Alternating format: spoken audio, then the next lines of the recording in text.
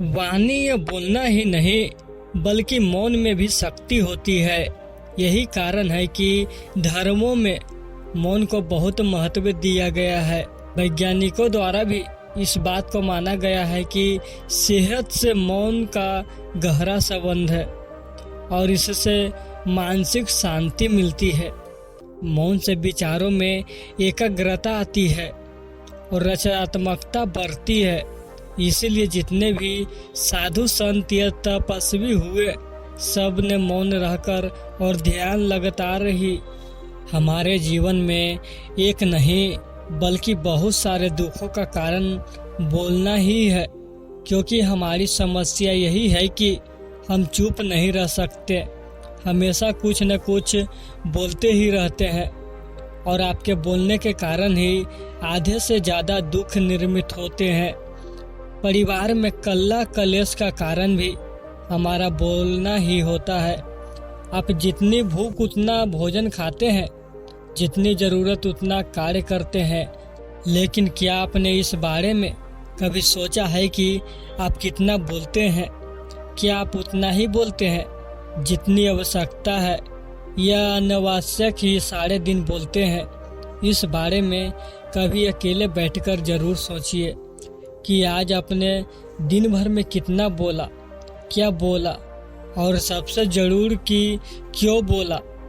इनमें से कितनी बातें जरूरी थी और कितनी अनावश्यक। मनुष्य की प्रति ऐसी ही है कि वह अपने मन में चल रही बातों को दूसरों को सुनना चाहता है और दूसरा भी आपके साथ ठीक वही काम करता है। ये बातें किसी अन्य या तीसरे व्यक्ति से संबंधित हो तो सुनने सुनाने का काम और भी दिलचस्पी से होता है। आप फिर जब कभी भी बैठते हैं तो इन्हीं बातों को फिर से दोहराया जाएगा और फिर से इन्हीं बातों पर विचार करेंगे। यह सुनने सुनाने का माहौल जीवन भर चलता रहता है और इस तरह से आप खो देते हैं अपना समय, अपना जीवन, अपनी सोच समझ और वो कीमती पल जिसमें जिया जा सकता है और जिसमें आनंद प्राप्त किया जा सकता है। इसीलिए इस सुनने सुनाने का माहौल से बाहर निकलें। जब तक हम बाहर की ओर बोलते रहेंगे, हमारे भीतर अशांति रहेगी। जिस दिन हम मन से चुप हो जाएंगे तो तब बाहर हमारे मुख से कुछ भी निकले, हम शांति रहेंगे।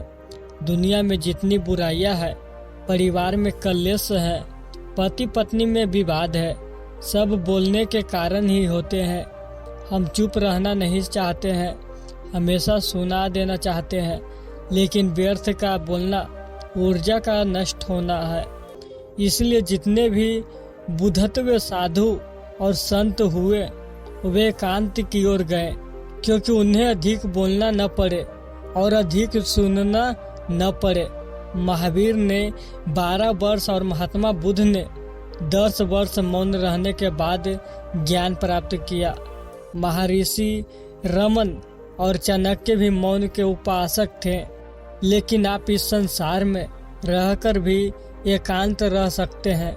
इसके लिए आपको अपनी उन ऊर्जाओं को बचाना होगा जिसे आप व्यर्थ के शब्दों में नष्ट कर देते हैं। इसलिए उतना ही बोले जितना जरूरी हो।